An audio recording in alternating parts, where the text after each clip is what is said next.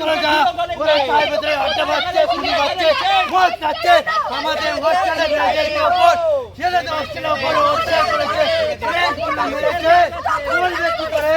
তুই যদি বাইরে বেরোস, তোকে বাস থেকে তুলে নিয়ে মার্ডার করবো। এই সমস্ত কথাবার্তা বলেছে ওরা।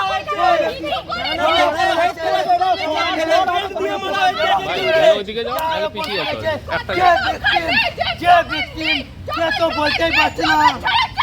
যে victim, সে তো বলতেই পারছে না। আমাদের যে নোংরামিগুলো, তোরা যা, নোংরামিগুলো বেরিয়ে যাচ্ছে। দুর্গাপুর গভর্নমেন্ট কলেজে বেশ কিছু বহিরাগত এসে এবিভিপি সমর্থক ছাত্রদের মারধর করে বলে অভিযোগ। এরপরই কলেজের গেটের বাইরে জমায়েত হয় বেশ কিছু এবিভিপি ছাত্ররা। কলেজে বেশ কিছু দুর্নীতি নিয়ে সরব হতেই প্রতিবাদে এগিয়ে আসে দুই ছাত্রী। এরপরেই এবিভিপি সমর্থকদের সাথে বচসায় জড়ায় টিএমসিপি ছাত্রীরা। উত্তেজনার পারদ ক্রমশ চড়তে থাকে কলেজ চত্বরে। এরপরই নিউ টাউনশিপ থানার পুলিশ এসে পরিস্থিতি স্বাভাবিক করে। এবিভিপি ছাত্রদের অভিযোগ, কলেজে দীর্ঘদিন ধরে দুর্নীতি ও নোংরামি চালিয়ে গেছে টিএমসিপি নেতারা। আজও তারা এসে মারধর করে। এবিভিপি সমর্থক ছাত্র কিশোর কুমার দাস জানান, কলেজের ভেতরে এসে টিএমসিপির গুন্ডারা মারধর করেছে। যদি কেউ অভিযোগ করতে আসে, তাকে হুমকি দেওয়া হচ্ছে।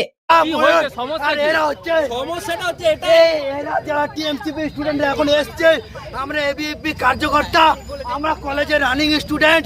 আমাদের আইডিওলজি কখনোই বলে না যে কলেজের মেয়েদেরকে আজকে ঘটনা হচ্ছে আনন্দ রজক, এসকে, বিপুল, শুভজ্যোতি মজুমদার, এরা সবাই কলেজে এসে আমাকে মেরেছে। আমার স্টুডেন্টরা, রানিং স্টুডেন্ট যারা রয়েছে, তাদের গায়ে হাত তুলেছে। এমনকি যে মেয়েরা রয়েছে যারা আমাদের এবিভি কার্যকর্তা নয়, সাধারণ স্টুডেন্ট, তাদেরকে বলছে তোরা যদি কোনোরূপ এই এবিভি যে কার্যকর্তা রয়েছে তাদের সাথে কোনোরূপ কথা বলতে দেখি, তোদেরকে কিন্তু দেখে নেবো, বাড়ি থেকে তুলে নেবো। কলেজে থাকবি তুই, তো দাদারা তোরা দেখে নেবে। কলেজে গেটে বাইরে বেরোবি, তখন কিন্তু আমরা দেখে নেবো। ভেতরে মারধর করেছে টিএমসিপির দালাল গুন্ডারা। অন্যদিকে নিজেদের টিএমসিপি সমর্থক ওই ছাত্রী এই সমস্ত অভিযোগ ভিত্তিহীন বলে দাবি করে। পাশাপাশি জানায়, এবিভিপি সমর্থকেরা ভুল তথ্য দাবি করেছিল, তাই জন্যই এই প্রতিবাদ করা হয়। সেখান থেকেই বচসায় জড়ায় বলে পাল্টা অভিযোগ। এদিন টিএমসিপি সমর্থক ছাত্রী খুশিনাথ জানান, আমরা কলেজের রানিং স্টুডেন্ট, তবে এসব ঘটনা কোনোদিন দেখিনি। যেটা হয়েছে সেটাই বলেছি। আমাদের সাথে সেরকম কোনো কিছু হয়নি। এখানে যে কটা অ্যালিগেশন লাগানো হয়েছে আমরা এখানে দাঁড়িয়ে শুনেছি। হ্যাঁ, আমরা শুনেছি, এখানে দাঁড়িয়ে স্বাভাবিক ব্যাপার। আমরা কলেজ স্টুডেন্ট, আমরা এখানেও দাঁড়াতে পারি, ওখানেও দাঁড়াতে পারি, ভিতরেও দাঁড়াতে পারি। আমাদের যেখানে ইচ্ছা আমরা সেখানে দাঁড়াতে পারি। এটা কলেজ ক্যাম্পাস, এখানে কোনো রুলস অ্যান্ড রেগুলেশন নেই যে না এখানে দাঁড়ানো যাবে না, ওখানে দাঁড়ানো যাবে না।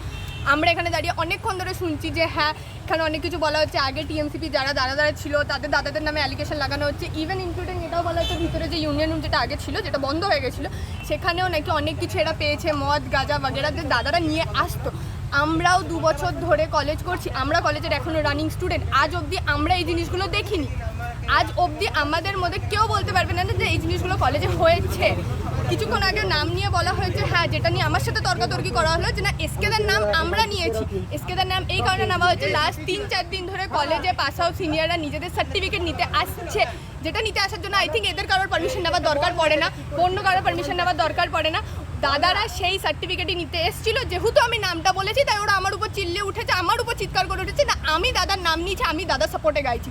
ইভেন যে এতক্ষণ আপনাদের ওখানে দাঁড়িয়ে বাইট দিল, আমি নাম জানি না, আমি নাম জানতে ইন্টারেস্টেড নয়, উনি খুদ কালকে আমার সাথে ওনার কথা হয়েছে, তখনও আমি দাঁড়িয়ে এখানে বলেছি, আমি এই গেটের সামনে দাঁড়িয়ে বলেছি যে হ্যাঁ দাদারা এসছিল।